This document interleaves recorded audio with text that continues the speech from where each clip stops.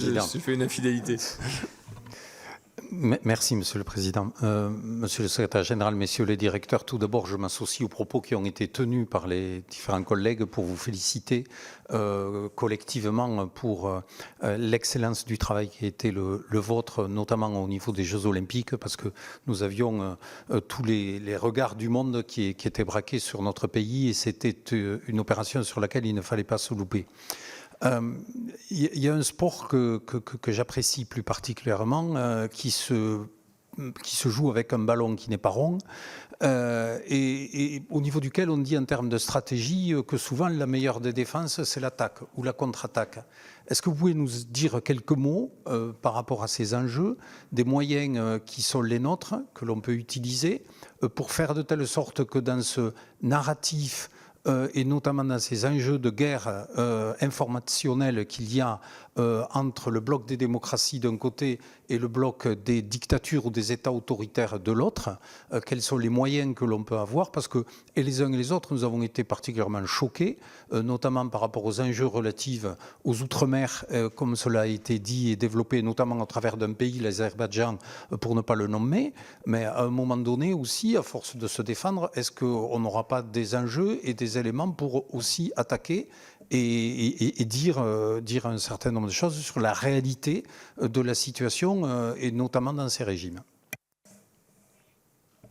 Merci, monsieur. Pour ce qui concerne l'attaque par rapport à la défense, nous, tous les trois, nous sommes des pompiers.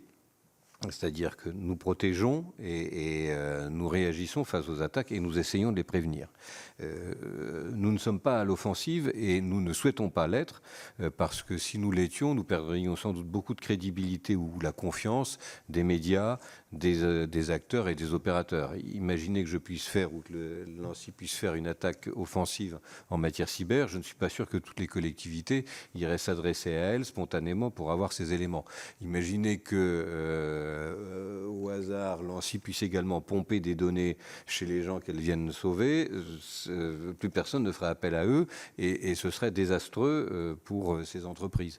Donc nous tenons vraiment à garder notre rôle dans ce domaine et à rester les pompiers avec toutes les qualités qu'ont les pompiers sur ce sujet.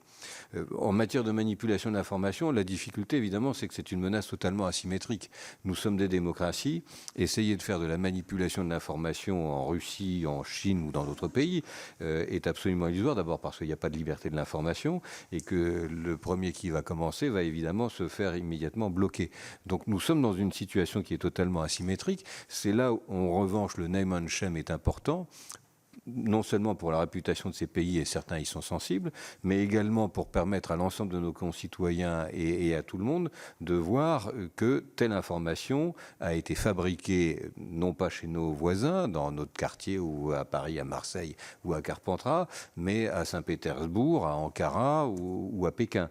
Et là, à ce moment-là, ça devient efficace parce que les gens sont méfiants sur ce sujet et peuvent réagir.